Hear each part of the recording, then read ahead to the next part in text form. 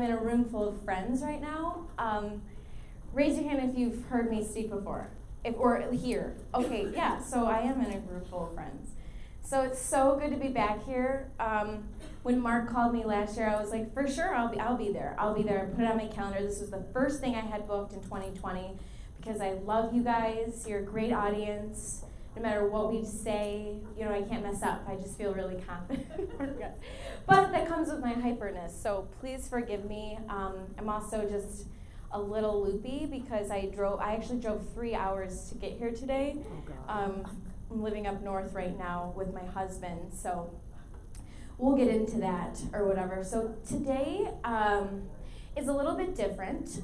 I know that a lot of the things this morning that you guys were kind of working on or talking about tend to be more, I guess, intellectual. And today I kind of want it to be, for me, experiential. So I love audience participation. You can say things, and if I can't hear it, I'll just be like, hold it till the end or whatever. But I love hearing your thoughts. I just want this to be a discussion. A lot of the things that I'm going to kind of talk about today is all about being aware and fully alive. Because yes, this is a Grow Your Business conference, but at the same time, we need to be present to what that is. Present in our lives, present in our businesses, and everything, as we'll come to find out, stems from that. Now, being mindful and present, raise your hand if you've heard this term before. You just need to be more present. Yeah, so it's kind of a new agey term, I guess. You can kind of, whatever, but it's been more, people have been paying more attention to it. Because as this digital culture that we are finding ourselves in these days with endless amounts of opportunities to distract ourselves, the most rarest and precious gift right now that I'm finding with working with people is time and attention. It's attention, it's focus. Like right now, I feel so honored and privileged to have your time and attention, truly. Because we do live in a society where you can probably look down on your phone right now and have a million things that you could do. People that are reaching out to you, emails that you can read, and that's just work. Then we have our social media. We have our Facebooks, our Twitters, our emails, and then not only that, we have families and responsibilities, and we have a ton of things just vying for our attention. We can always make more money, but the thing that we can never get back is time. And so today I really want to talk about how we can stretch our time, how we can be more fully alive to the moments in our life as they're happening, so that we're not looking back and going, where was I when that happened, right? We all know what it's like to feel scattered, right? Anybody in here feeling overwhelmed in their business right now? Yeah, with what? Why are you feeling overwhelmed? With what responsibilities? People trying to get just multiple directions. Yeah, exactly. And now we live in a society where multitasking is glorified. Now you can be more productive with your time. You can be doing all of these things and more. And truly, what I always say is if your attention is on multiple things, it's on nothing. And there is so much power in looking at whatever it is that you're doing right now, taking the time with all 5 senses and being fully engaged. And when you find these people in business as well, or I should say when your people find you, this is going to be your number one superpower in your business, 100%. And I know it because it's been in mine. All of my business has just been running on relationships. I mean 100% true, authentic connections that I've made with each individual person. And so that's why I'm so confident and passionate about today and the topic that I want to explore, because this works. A lot of it is going to sound super simple. A lot of it's going to be super basic. You're going to be like, are we back in elementary school? And I'm going to be like, yeah, because they're so common. But you know what they say about common sense? Not so common. It's not so common. It's not so common anymore. And so, yeah, a lot of the things that I'm going to talk about today, that we're going to discuss, you might be like, okay, Haley, this is like really 5th grade. But I believe so much in going back to the basics in business. Because how did we do business in the past? yes, social media is great, and yes, technology gives us the platform to reach so many more people, which is so great. I mean, my first coaching client was in China through Skype. I mean, that's an awesome opportunity that we have these days, is endless amount of opportunity. But what I've been finding, because I'm a life coach and I work with clients one-on-one, what I've been finding with the people that are coming to me is that they're missing true fulfillment. That there's nothing that technology can replace than real time, real human contact. Just there's nothing more real right now than me just being here with you, touching you, being here in person. There's nothing more real than that. And what I really want us to learn how to do is cultivate technology as a tool instead of using it as a crutch these days. You know, I think it was, Lisa, you were talking about our generation, right? And how, we're like, I don't want to talk to people. And so this is the majority of my work, is learning, it's so crazy how basic this stuff is, but also how powerful it is. And so one question I always ask my audience, which I might skip around, might not even use these, so it's fine. I don't know. Sometimes I don't like slides. Sometimes I just go off on a tangent, so it's good. We're all cool here. I always like to ask this question, mostly to my millennial crowds, is are you willing? But I think it applies just to acknowledge that, yes, I'm willing. You just being here, giving me your time and attention, which I know now is so rare, you are willing. But just acknowledging that, like, am I willing to receive the things that we're going to talk about today?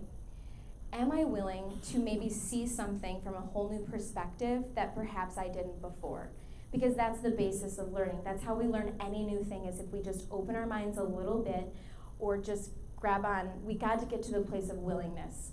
So if you're willing to hear what I'm going to blabber on about today, can you just say yes, please? Yes, please. Oh, you didn't need to say, yeah, you didn't need to say the please. Okay, let's say it again. Yes. Ready? Yes. Yes. Okay, I feel like I'm in that yes seminar with Jim Carrey. Have you guys ever seen that movie? Yes. So funny. I love that movie. Okay, so let's start here. I believe, and this is, my belief, is that everything in the universe is operated by energy. That we have certain energy fields around us outside of our physical body. So yeah, I am in this 4'11" body, short, whatever, I got the short end of the stick. But beyond that, I have a certain energy about me. And it's unique to only me. And same with you, Carol. You have your own energy about you. And Heather, you as well. Andrea, where are all my other friends at? Every unique individual has their certain energy about them. This is why when you walk into a room, how many times have you ever walked into a room and you're like, God, I get a creep vibe from this place? Or it's just, this feels off, right? Yeah, or maybe even a person. Or a business, which is why we're here, talking about our businesses. But we are a business. Some of us, how many of you own your own business? Okay, you are your business. And even those of you who work for a company, you're still repping your company. So thank you, we'll get there. But sometimes when you meet somebody, have you ever had an encounter with someone and you're just like, I don't know what it is. I can't put my finger on it, but something seems off about them. Yeah, that's okay, there's so many words. Vibe, that's a vibe of a person. That's your intuition, that's your gut. We have all these different labels for it, but nevertheless, you are feeling somebody's energy. You're feeling what they give out. You are feeling what they have maybe unconsciously are putting out that they're not even aware of, which is fine. We're learning that today. But our businesses also emit a certain frequency. And if you are a business owner, then you are your business energy. And we have to be really conscious of that. And not only how do we perceive ourselves, but how is the market perceiving us? Is really important. How do our customers see us? How can we make them feel more welcome in the business that we're in? How can they see themselves in us? Because the truth of the matter is, people don't do business with even your product. People do business with people. That is still 100% the case. Because we are still in sales. We're always in sales, no matter what it is. Because I might meet Brett and be like, oh, he's got a great personality, I really like his vibe, and then ask him, what do you do? What do you do, Brett? It's not the other way around. Like, hey, I'm, this is whatever, if you need this. No, if people like you and they feel connected to you, they'll find a way to work with you. They'll find a way to need your services. And this has been true in my business. People have, wow, this is so great. You're so intense, you're crazy, I love it, I could use some of that, what do you do? Oh, well, actually I'm a coach and I'm a writer and, whatever it is, great. Can you do this freelance piece? They just find things that maybe they didn't even know they need because they like you. Would you agree? Yeah, and how many of you have kind of seen examples like this in your own business, that people just freaking like you and they want to work with you? This is what we can have all the time in our business. In fact, I would encourage and even try to change your mind a little bit on this, that this is the way, this is what you want. You want all of your customers to love you. And for those of you being like, is that really realistic? Yeah, it is. It is possible. It is possible for you to create the type of business that you want and the people that you want to work for. And it starts with clarity. A lot of us don't know what we want. We don't know who we want to work with or even for. So the first thing I would recommend doing, and this is just coming to me, it's nothing to do with this, is kind of, but it's like a bonus, I guess, point, is create your ideal customer avatar. One person. Because for those of you who say, yes, I work with the demographic of between 35 and 45-year-old women who just had babies and they're postpartum and I work with them, whatever, this is how we answer a lot with who's in our business. Scratch that. Don't do that. Pick one person. It's called an ideal customer avatar. Who is the one person that you work for? So for example, for me, right, I work with a 33-year-old woman who is in the midst of her career and she's looking to expand her life in some way, but she's 33. Her name is Sarah. She has brown hair. Be as specific as possible. What are their hopes? What are their dreams? What are their desires? What are their fears? And then everything you communicate from your business, you're talking directly to them. Now, does it work for all business? Maybe not. But it is a really good way to position yourself in the market where you're being really, really specific. Because another rule of thumb in business is if you confuse people, you lose people. The more words that you say and all the gibberish that you have around your business, you're going to confuse them and then you're going to lose the sale. So what I have found actually recently in my business, Mark, that I thought was super interesting is how the more simple I am, the more people want to oh, what do you do here? I'm going to change people's lives. You want to work with me? What are you struggling with? Oh, what do you do? Oh, I help people get unstuck. I help people feel better in their life. Oh, really? Wow. Yeah, I do. That's what I do. And then they're like, oh, then they're intrigued and curious, and then you draw them in, and then it's almost like dating. You play hard to get with them. Well, I don't know. I only work with a certain amount of people, certain people. And then all of a sudden your customer is wanting from you and begging from you. It's all psychology. But here's where it starts. Where's my clicker? I need any clicker. Okay, blah, blah, blah, blah, blah, blah, blah. Okay, this is where it starts. Human connection. This is, and I know I talked about this last time, but this is like a whole nother level, human connection. This is like needing and wanting nothing from the other person kind of connection. Connecting just because we are starved for it in this generation. We are starved for it in our culture these days. We are starved for it. That's why these things are so important to do, just to get out and connect, just to be with people. I'm a coach, as you already know, and people will hire me, and they literally, no joking aside, will say, it just feels really good to have somebody to talk to.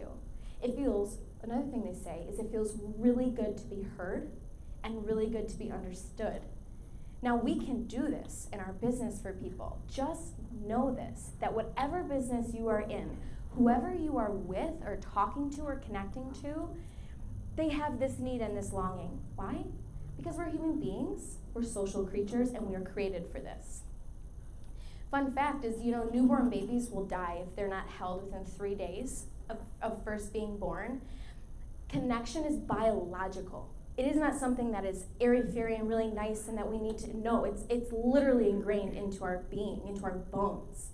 This goes beyond, just being nice to somebody. This is within us. It's in our DNA, and it's what we crave the most. And if you can find ways in your business, and even in yourself first, because it starts with ourselves, to connect to the soul of a person, to see beyond what, maybe their outside appearance may be or what they think they need. How many of you have customers and they come to you and they say, oh, this is what I want, but it's not at all what they actually need? Yeah, and that's a tricky conversation to navigate, right? But at the core of it all, this is what we all need. And so, for example, if you can tie your business into this part of connection, people will do, but they will do business with you. They'll want to. And it does, so just having this awareness, and it does start with the things that we're going to talk about today. So I believe there are 4 key ingredients to creating an authentic connection with somebody. These are definitely not the only ingredients, and they probably need to be polished a little bit. But all of these, I have found with my clients' experience and my own business, have worked so much. They've worked tremendously. And we're gonna go dive in. So, presence, this is what people kind of think about. Like, if they think of mindfulness, they picture somebody like humming on a rock, and like you have to just be like this monk that meditates in an ashram to be present, and that present is this new age spiritual term, and while in some ways it is, it's so easily relatable to real life these days and in business, because I don't think that there's a such thing as like customers or business. Like, they're just people, right? We have to start looking at people that way, that they're not potential sales, they're human beings. And if we can connect with that core essence of who they are and who we are, then selling is just effortless. Selling is just an offering, like you said, serving instead of selling. And you're right, that's exactly where we're transitioning. And we should have done it a long time ago too, It's about time we all caught up. Presence is simply this. It's engaging all 5 of your senses into whatever it is that you're doing in this moment. So I thought it was kind of funny, because I thought I was going to be presenting while you guys were eating lunch. And I thought, oh, that's kind of ironic, because then I get to be present at all. But it's good. It all worked out. But that's exactly what presence is. Is it difficult? Absolutely. Does it take conscious thought and awareness, almost moment by moment? Yes. And I am not blind to the fact that, God bless you, I am not blind to the fact that this sometimes takes work. It takes work for me every day, and I teach this.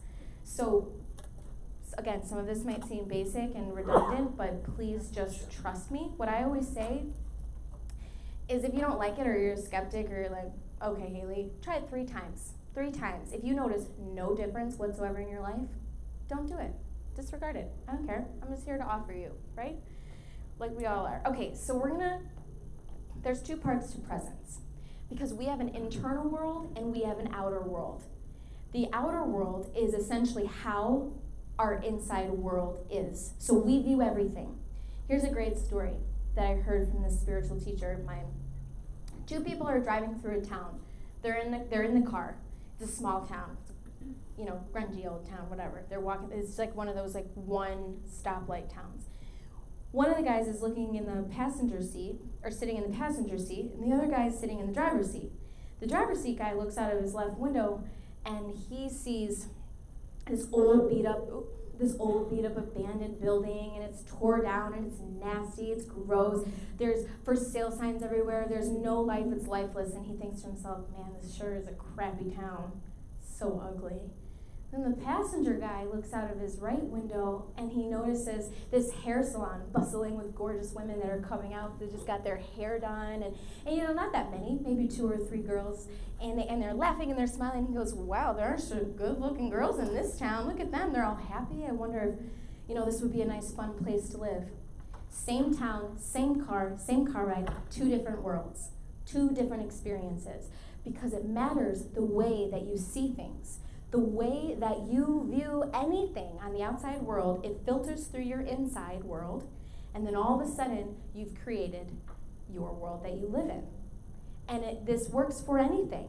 And it's all a matter of perspective, right? It's all the power of perspective, which we can, but I love that example. I love that example because it goes to show that no matter what you're looking at, if you change it a little bit in your mind, in any way, shape, or form, or just get a new thought or perspective around it, your whole world can change. And this is what I love about presence, because it wakes us up to this and it allows us to, which I need to slow down, to be aware, and to be conscious of what it is that we're seeing. So there's two parts. Self-awareness, that's your inner world, okay? So that's how we feel inside. That is, what are we noticing in our bodies right now? You know, maybe we feel a little bit full because we just had lunch. Maybe some of us feel a little anxious for whatever reason. Maybe we're feeling a little restless, a little tired. This is all part of self-awareness, noticing what is going on in your body in this moment. Okay? Second part to presence is basic awareness. So once you're in your body and you say, okay, this is what I'm feeling, I feel, and we'll do this together, then all of a sudden you look out and you start what is called orienting to your environment. So you start noticing, okay, like, what color are the walls? What'd you say, beige? These are beige walls. There's black light. There's the exit sign. You know, our brain is always scanning for potential threats. And then that is how we piece together these two parts of presence, and voila, you are in your power. Presence is power because you cannot change a circumstance, you cannot impact another human life, you cannot make an action that is worthwhile without these two things, at least a quality one, a quality decision or a quality connection. You know, we know those people that are like, oh yeah, I'm listening, I'm so listening, you know, or they're like on their phone texting, like they're not listening, you know? So just to be aware of that is powerful. Okay, let's try this together. So pens down, please. I just want to invite you to do this exercise with me together. Put your 2 feet on the ground. Perfect. And your back up against the chair. These are high chairs. Perfect. Awesome. If you're as short as me, your feet might dangle, but I don't think anybody is, so that's good. So put both feet on the ground. Perfect. Now let your hands just fall gently in your lap. Awesome, awesome, awesome. And you are more than welcome to close your eyes, or you can keep them open. Either way works. It completely works. Now I just want you to feel your chair supporting you, right? So this is not an intellectual thing, this is a feeling thing. So just feeling the back of the chair support you. Feel your bum rested on your chair as well. Just kind of feel that, sink into that. Perfect.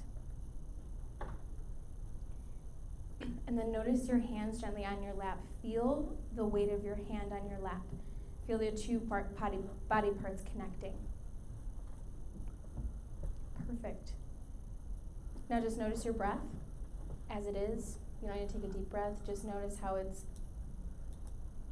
awesome, how it's taking shape in your body. Wonderful. Yep, just the rise and fall, not making it anything, not forcing it, just noticing it. Awesome. If I don't bring you back to me, we're all about to snore. So simple, right? So basic, so simple, but this is presence. This is practicing presence. So where could this be useful to you? Driving in the car. Perhaps, maybe you're somebody that listens to music or a podcast or something is always on the background in your car.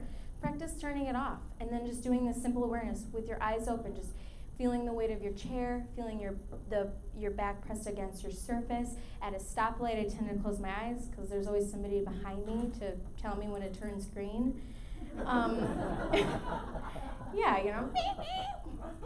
Great time to practice presence, actually.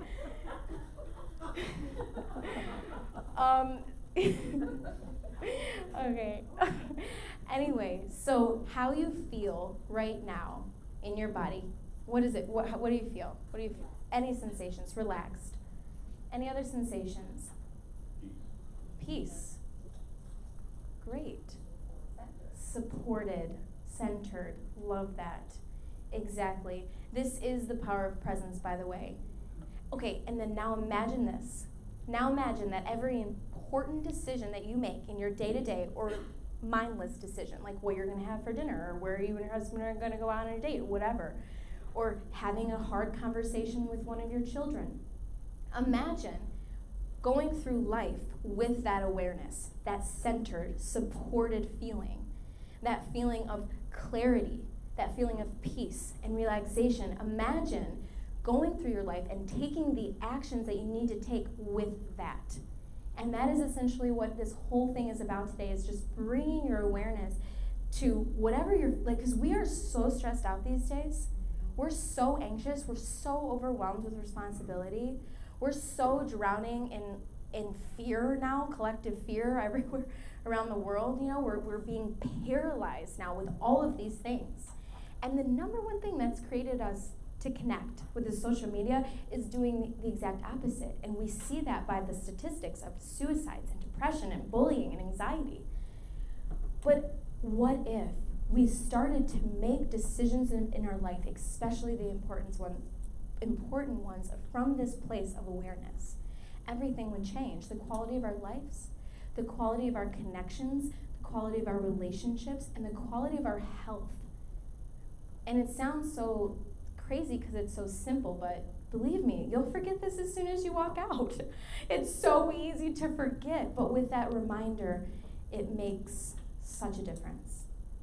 The second pillar is curiosity.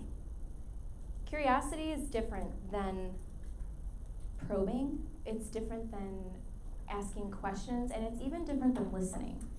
Because when somebody's coming from a place of curiosity, you have no agenda, you have no outcome.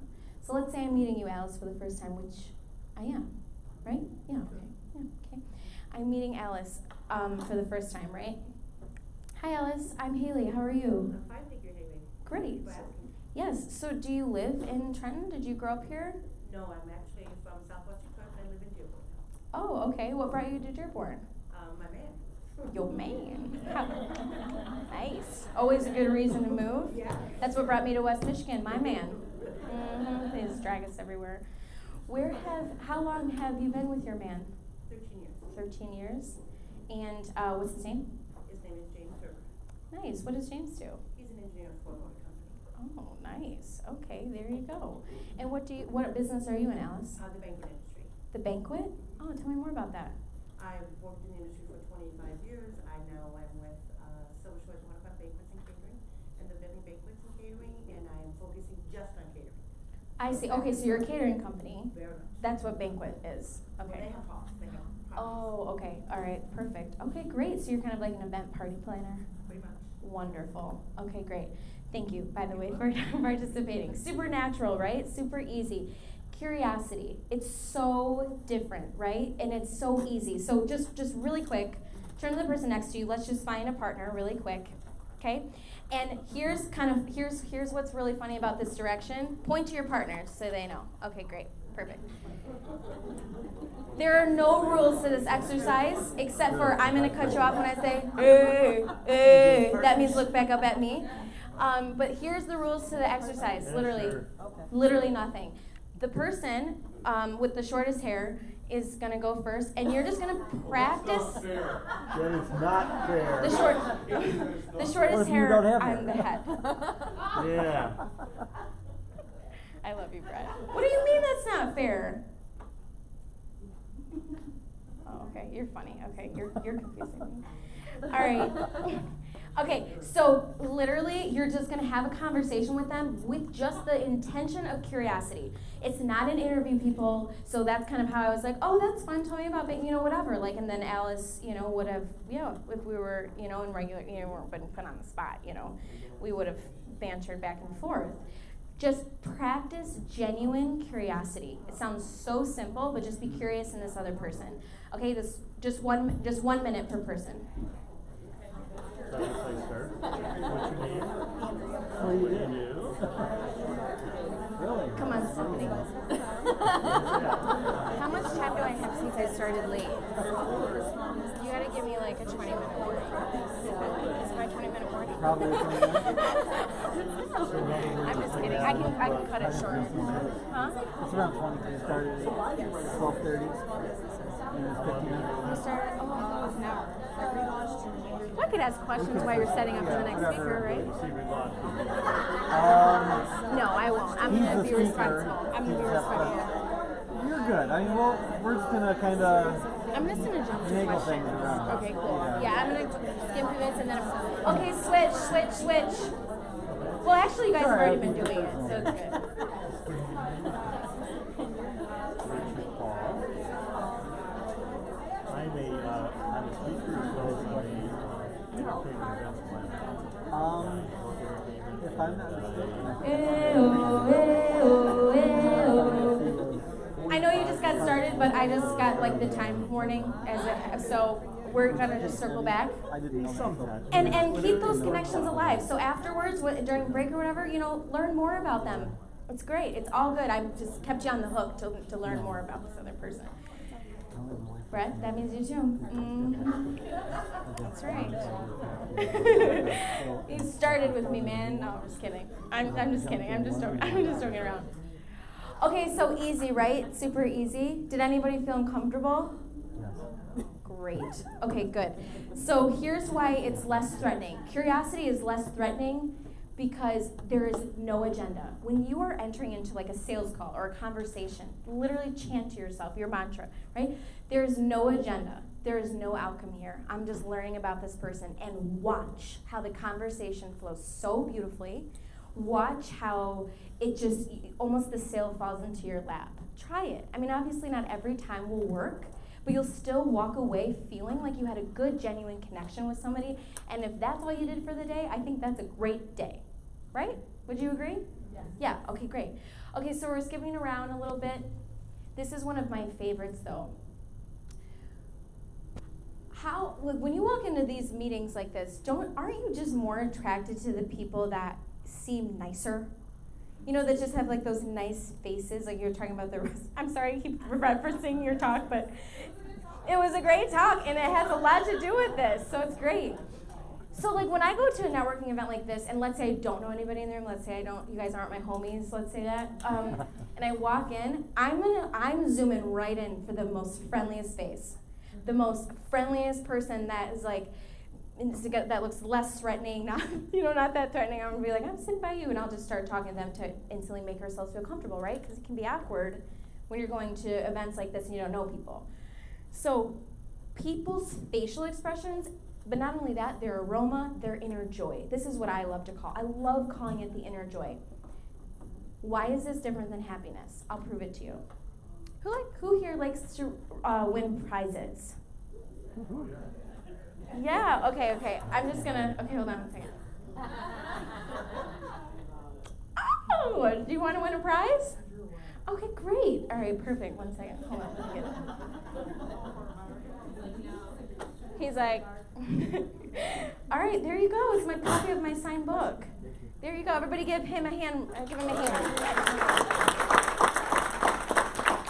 So I know you don't know what the book is about, but when you win something, like, how do you feel? Yeah, pretty happy, right? Yeah, it's not that bad. I'll dive into it maybe. How long do you think that feeling of pretty good would last you? Probably about 10 minutes. Probably about 10 minutes. Love it. Thank you for your honest answer. It's great. You're proving my point. So 10 minutes, right? I had audience members before say, about an hour. Okay, even an hour, great. And then I had another audience member say one time, a year. And I was like, great, even a year. Let's say it lasts even a whole year, that feeling of the prize. And obviously, it's a book. If I were to give you $1 million, that might last a little longer. Right?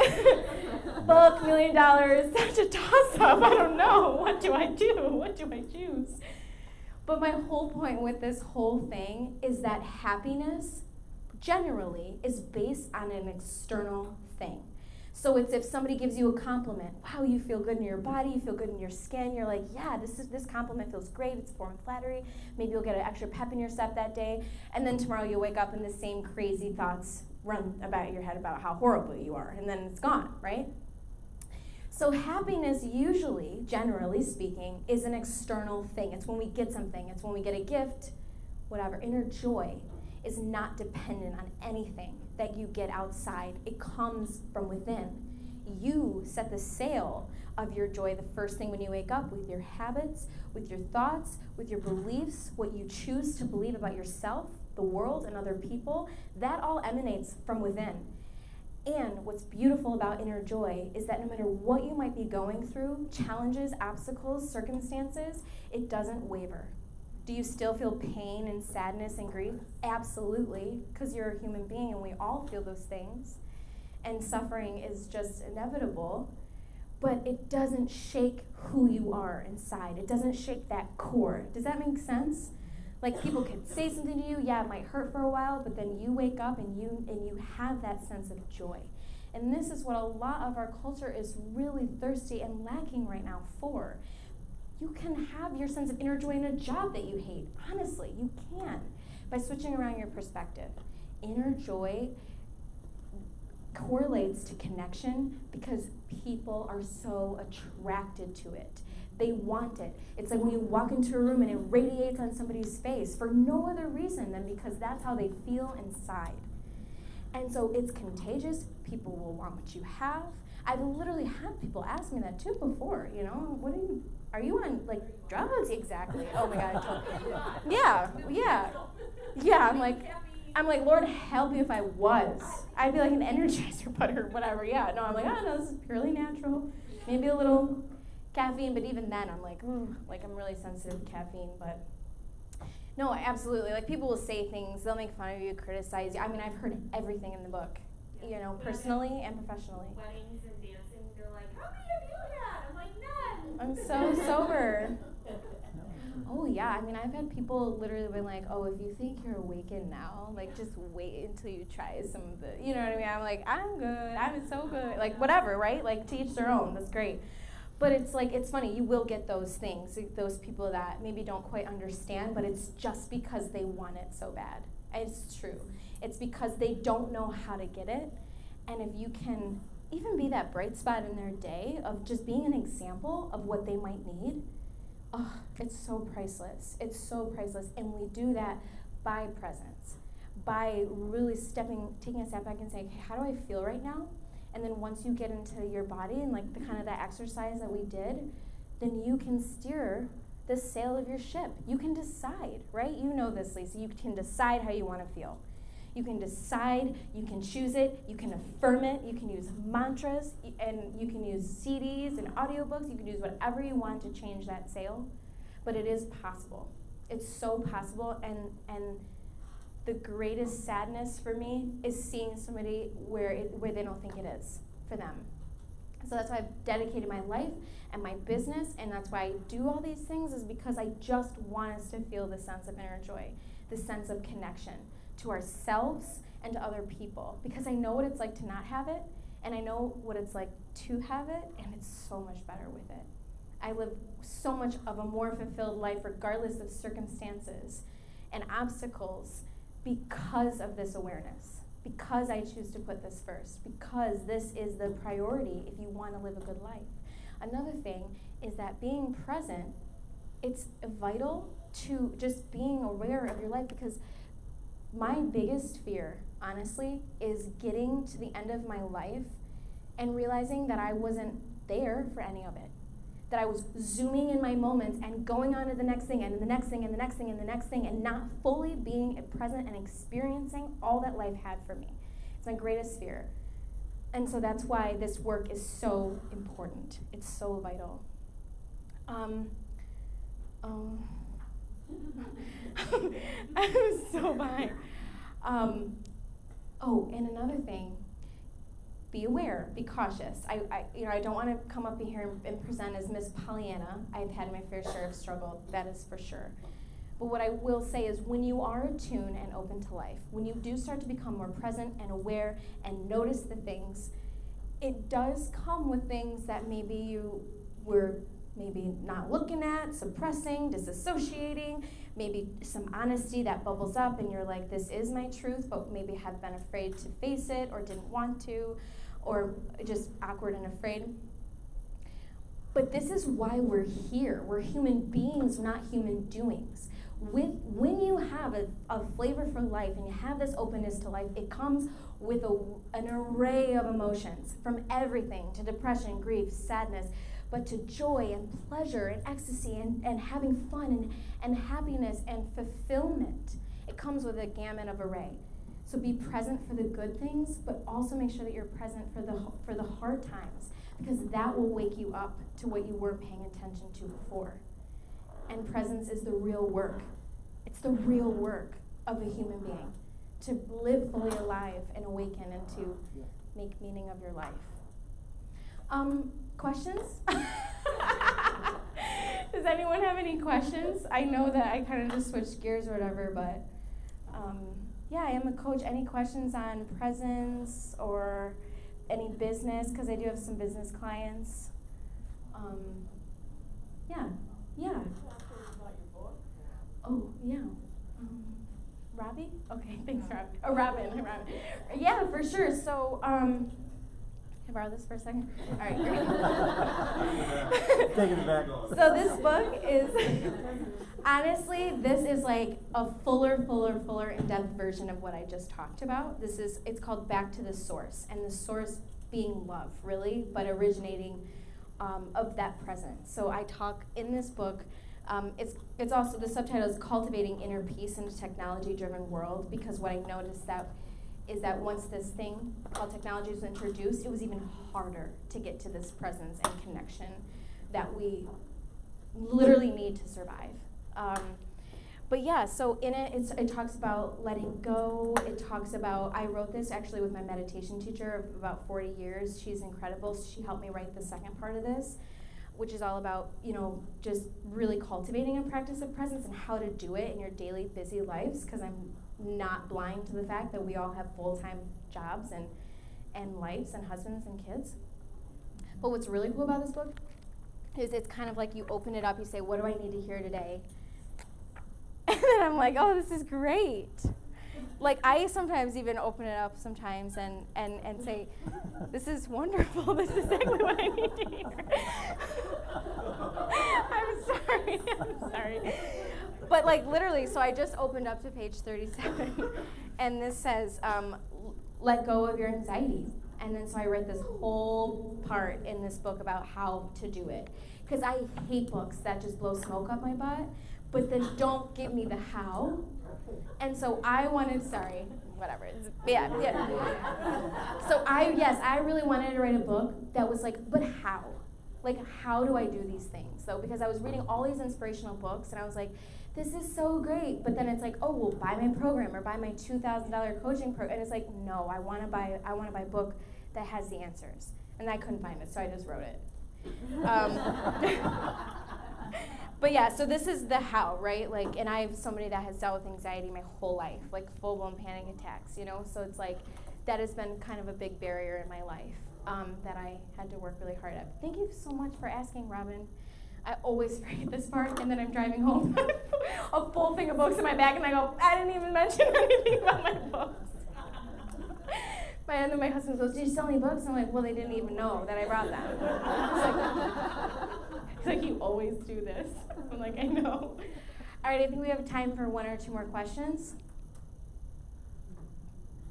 Yeah. So when you started Ida? talking, you talk about, or maybe did I miss it? I hope I was present, but. Oh, you were present. I could tell by your eyes. You talk about presence, curiosity, service to other joy. I don't remember the service to other parties. You skipped it? Yeah, I skipped over that. Because we're out of time. Because I'm always out of time. Because I don't know how to shut up. But The book has it though. Yep. So the book does have some of it. Thanks. He's not getting paid for that either. But anyway, no, service to others, just really quick, is kind of a little bit what Lisa touched on as well. I believe that human beings, in order to really feel a sense of fulfillment, not just happiness, not just success, but a sense of being full of their whole life, it's the key ingredient that I think sometimes we're missing is contribution. Contribution, like giving back, right, to the female veterans. Like, that feels so good. That's fulfilling. There's nothing like the feeling of contribution to somebody else in need. Just even if it's an encouraging word, or how can you position your business in a way where you're of service of others. My favorite question is, how can I support you in this? How can I support you? In what ways can I support you, and how can I serve? Because a lot of people don't like to be helped, but they like to be supported. Like, oh, well, you can do this and this and this, you know?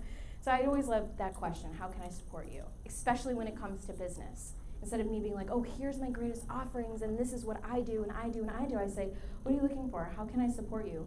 And then I'm honest if I can, because I've turned people away. I'm so sorry, this is outside of my gamut. I can't help you with this. So just being honest about that, but contribution to others, that's really what I mean. Yeah. Okay, everybody, thank you so much. If you'd like a copy of the book, you know where to get it. I'll be in the back. I got Square. So if you guys have card, it's $15, and then also a check, but unless it's faulty, then it's $35. Do I need to give this back to you?